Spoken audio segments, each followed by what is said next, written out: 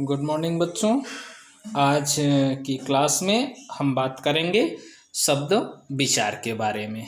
आपको ज्ञात है यानी शब्द किसे कहते हैं? एक अथवा अनेक वर्णों के संयोग से बने सार्थक ध्वनि समूह को शब्द कहते हैं। जैसे कमल और जल, यानी क्या? एक अथवा अनेक वर्णों के संयोग से बने सार्थक ध्वनि को शब्द कहते हैं।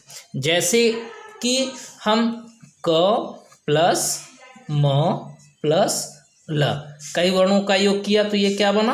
क म ल। ये क्या है? एक शब्द। अभी क्या होना चाहिए? सार्थक ध्वनि समूह को। किसको? सार्थक ध्वनि समूह। सार्थक क्या है? जिसका कोई सार्थक अर्थ निकले, यानी कमल। अगर हम इसी को क्या काम करें कि अगर ऐसा लिखें म क ल, यानी ये कोई सार्थक ध्वनि नहीं है, इसलिए यह सार्थक शब्द नहीं कहलाएगा। यानी शब्द जो सार्थक ध्वनि समूह को प्रकट करे वह कम शब्द कहलाता है। इसी प्रकार से हम शब्दों का वर्गीकरण आगे करते हैं।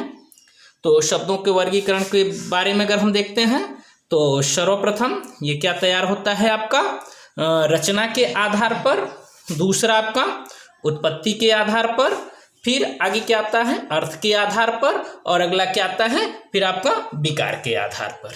ये आपके शब्दों का वर्गीकरण हुआ।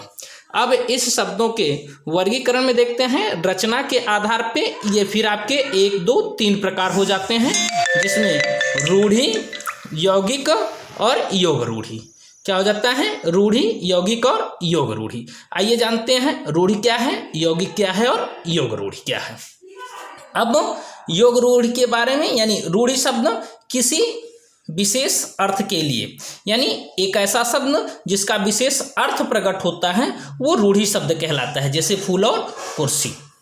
आगे यौगिक के बारे में बात करते हैं तो यौगिक शब्द क्या है? ये देखिए, यौगिक शब्द 2 या उससे अधिक शब्दों के योग से, जैसे कि हिम प्लस आलय, यानी 2 शब्द मिले, एक शब्द हिम, दूसरा शब्द आलय, और क्या बना? ये हिमालय बन गया। इसी प्रकार से 10 प्लस रथ, 10 और रथ मिला, क्या बना आपका?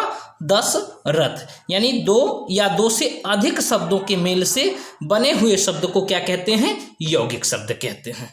ओके, अब क्या हुआ आपका? योग रूढ़ि शब्द। योग रूढ़ि शब्द क्या है? शब्दों का मेल जो विशेष अर्थ को प्रकट करे, यानी ऐसा शब्द, जैसे ये उदाहरण यह क्या है? चारपाई। चारपाई में आप देखते हैं 2 शब्द हैं, चार और पाई। 2 शब्दों का योग बन रहा है, 2 या उससे अधिक शब्द बन सकते हैं, तो चारपाई।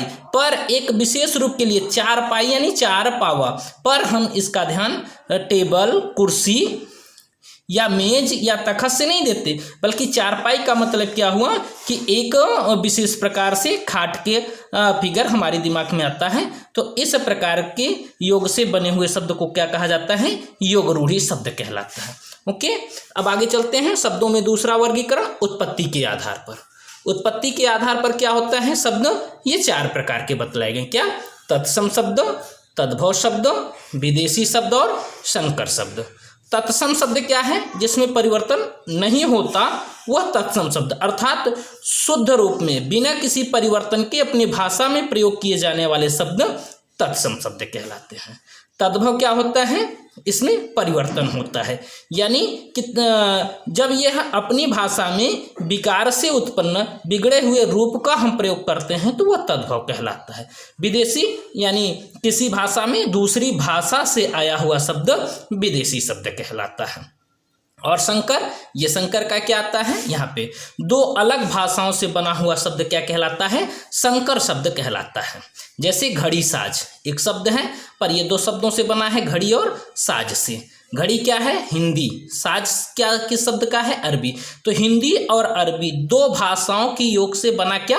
घड़ी साज। और जब 2 भाषाओं की योग से एक शब्द बनता है तो वो क्या कहलाता है? संकर शब्द कहलाता है।